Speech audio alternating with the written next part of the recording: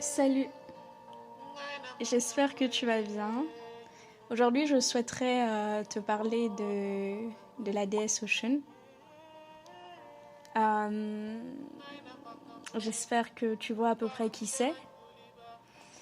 Au cas où ce n'est pas le cas, Oshun est une entité surnaturelle reconnue à la fois comme esprit et déesse dans la religion Yoruba d'Afrique de l'Ouest. Donc la religion Yoruba, c'est en fait, voilà, comme je viens de le dire, c'est une religion originellement d'Afrique de l'Ouest. Même si, cependant, de nos jours, c'est une religion qui se retrouve aussi en Haïti, etc. Et dans d'autres petites localités des Caraïbes. Mais bon, originellement, ça vient surtout du Nigeria actuel et du Bénin actuel. Donc Oshun est l'un des 400 plus 1 Orisha. 400 plus 1 parce qu'on part du principe qu'il n'est pas possible de compter, de dénombrer le nombre exact de Dieu. Donc on ajoute plus 1 pour démontrer le fait que qu'importe le nombre auquel on pense, donc par exemple quand on pense à 400, disons que oui, il y a 400 dieux dans la religion Yoruba, en fait il faut rajouter plus 1. Du coup, en rajoutant le plus 1, le nombre auquel on a initialement pensé devient faux, en fait. C'est toujours plus que ce à quoi on pense, ce qui nous mène à l'infini. Voilà. Du coup, elle est l'une des 400 plus 1 Orisha qui a créé et représente l'univers. Donc en fait, ce sont les 400 plus 1 Orisha représentent des représentations d'Olodumare qui incarnent le créateur de toutes choses. Voilà, le créateur de l'univers, quoi. Voilà. Donc selon les récits, elle est la préférée d'Olodumare, le dieu suprême. Et Olodumare n'est ni une force masculine, ni une force féminine. Et il est désigné par le terme, en français ce serait le terme il, I-L-S. Mais en langue Yoruba, c'est désigné par un pronom qui est totalement neutre en fait, pour justement montrer le fait que Olodumare n'obéit ni à la masculinité ni à la féminité. Oshun est également la seule déesse qui est accueillie pour délivrer des messages au royaume d'Orun, qui est la sphère de la divinité. Donc ça représente l'au-delà en fait. Oshun est à la fois une force créatrice et destructrice. C'est une force créatrice au sens où, quelque part, elle représente l'énergie féminine. Donc comme les femmes, elle est une force créatrice dans le sens où les femmes créent la vie en tombant enceinte, tout ça.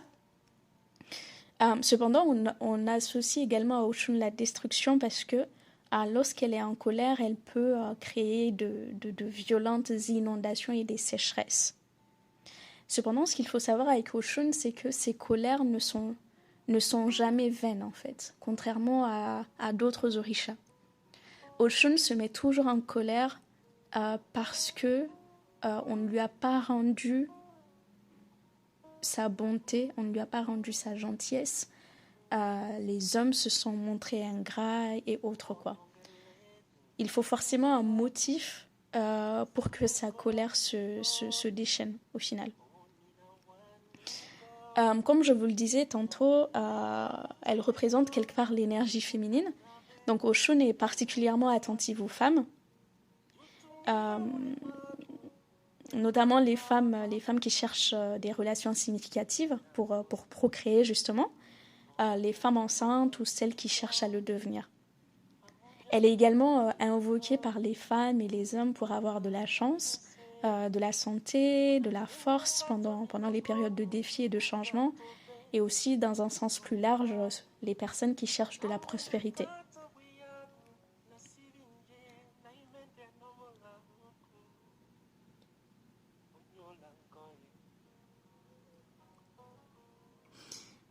Les orishas sont des aspects de l'état suprême d'existence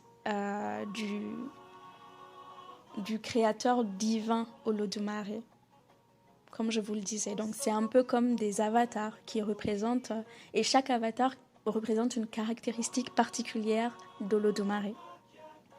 Donc leur nombre est donné 400 plus 1 pour suggérer qu'ils ne peuvent être comptés. Comme je le mentionnais, ils tendent vers l'infini au final. Olodumare, ce qu'il faut savoir sur lui, c'est qu'il maintient un contact étroit avec sa création par l'intermédiaire de ses orishas. Donc ces orishas ne représentent pas uniquement ses manifestations, mais ces orishas représentent également les voies par lesquelles il influence le monde en fait. Ainsi donc, l'orisha Shango, qui est également appelé Sango, représente le dieu de la foudre, du feu et de la virilité. Yemanja représente la mère des eaux et des femmes. Eshu représente le seigneur des portes, des portails, des carrefours et des messages, et ainsi de suite.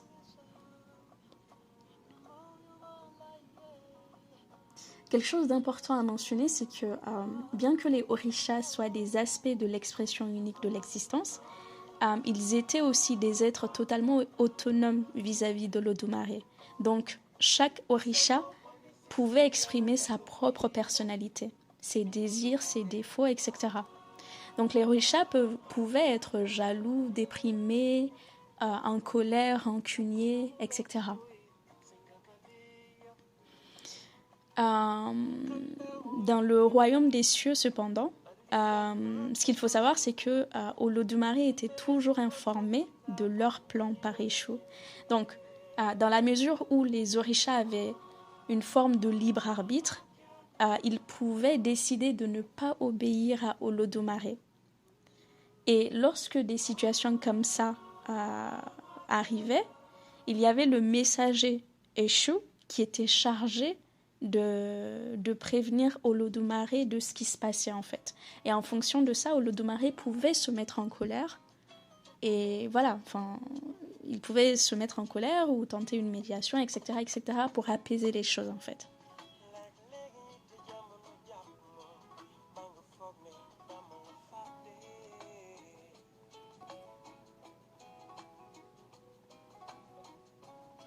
Lorsqu'on revient à Oshun, il faut savoir que c'est la plus jeune des orishas.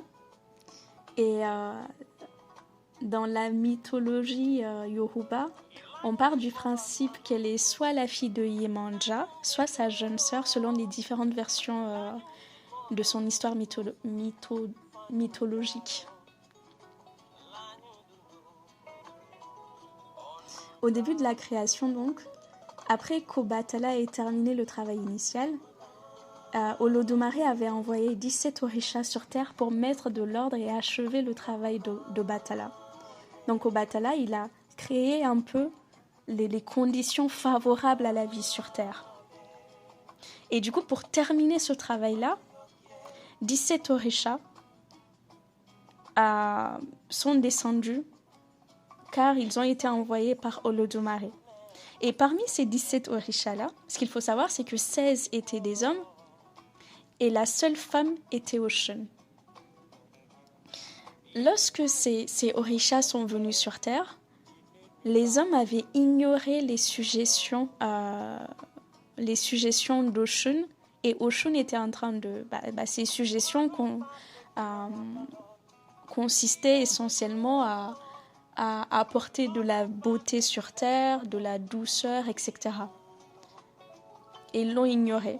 Et ce qui s'est passé par la suite, c'est que ils ont failli dans leur mission et ils ont été obligés de retourner voir Olodumare parce que ils n'arrivaient pas à remplir leur mission.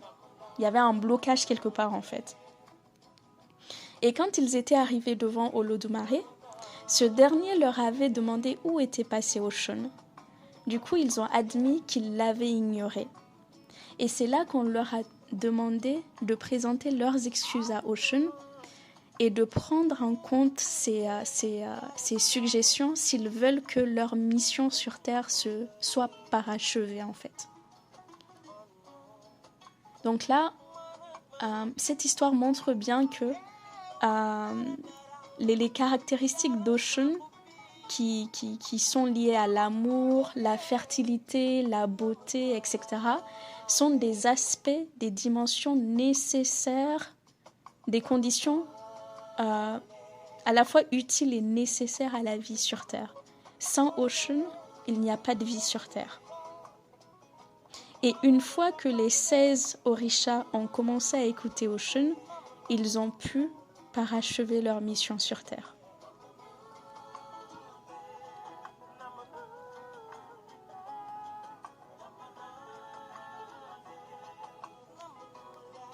Malgré l'importance que Oshun avait déjà à ce moment-là, une chose intrigante,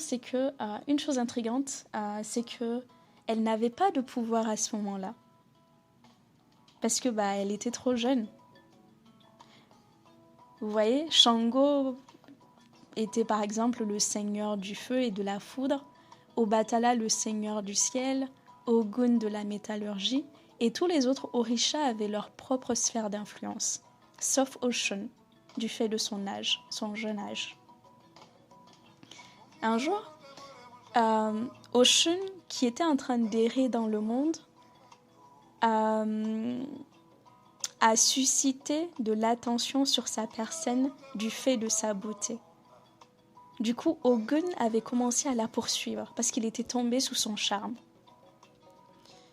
Lorsque Oshun était en train de tenter d'échapper à Ogun, elle glissa dans une rivière et elle fut emportée par les flots lorsque Yemanja la vit et la secourut. Parce que elle était en train de perdre contrôle, quoi. Donc c'est là que Yemanja lui a offert le don de l'eau douce, des rivières, etc. comme royaume.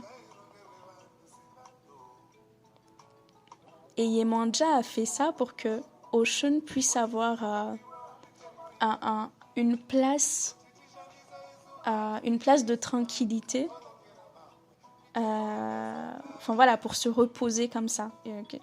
Voilà, si elle est la déesse des eaux douces, ça veut dire que elle gouverne tout, c'est son élément, donc elle est forcément en sécurité lorsqu'elle est dans cet élément-là.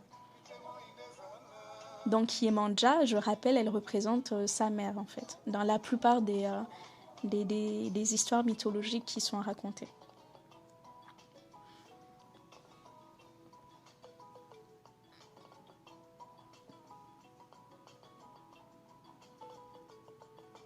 Une autre histoire significative qu'on raconte sur Oshun, c'est que une fois dans le royaume des cieux, les orishas qui étaient insatisfaits d'Olodumare avaient décidé de ne plus lui obéir en fait.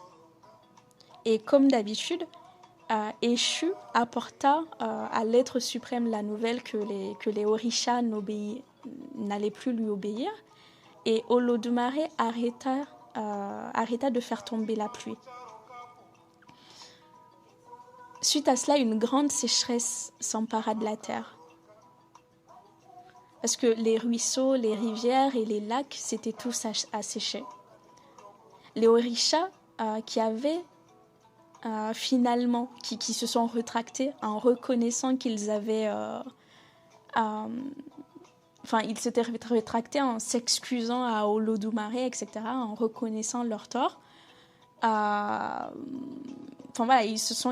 ont présenté leurs excuses à Olodumare, mais ce dernier n'a pas voulu accepter ces excuses-là.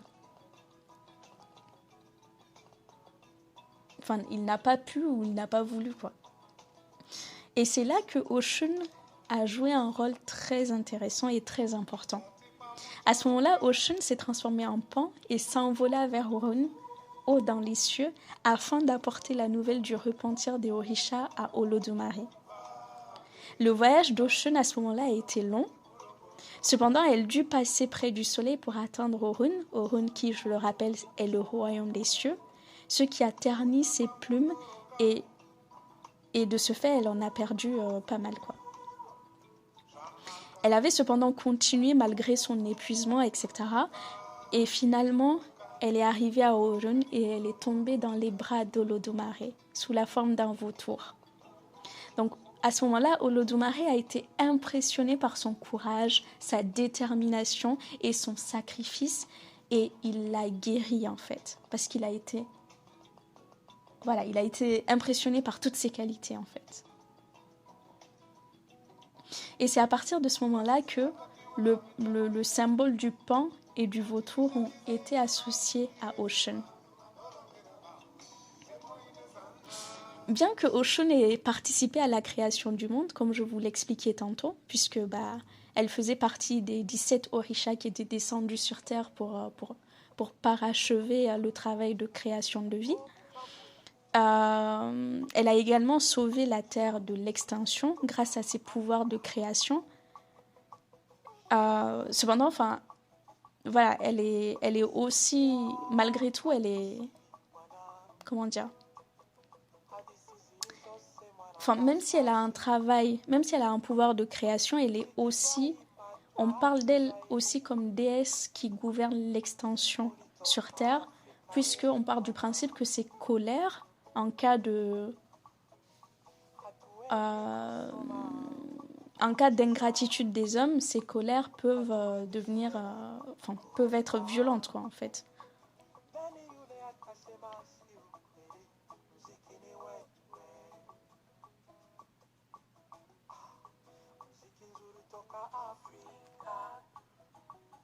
Voilà. Je vais m'arrêter là, je pense, pour Oshun. Il y a encore beaucoup de choses à dire, hein, forcément. C'est une grande déesse. C'est d'ailleurs ma déesse préférée. Si vous me suivez un peu sur mes autres réseaux sociaux en dehors de YouTube, vous savez bien que je me prénomme Oshun un peu partout. Et voilà. Je pourrais parler d'elle pendant longtemps, mais je vais m'arrêter là. Je vais probablement faire d'autres épisodes sur d'autres divinités Yoruba ou africaines plus généralement. Dites-moi si c'est quelque chose qui vous intéresse en tout cas. Et je vous remercie de votre attention. Et je vous souhaite une belle soirée ou une belle journée en fonction de là où vous vous trouvez. À une prochaine fois.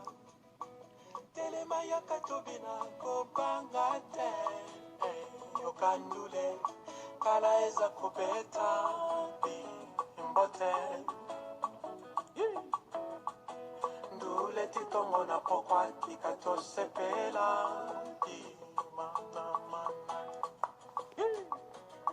muziki nzuri toka Afrika mchana na ujio twakatika utaukuta barabara ni nyumbani.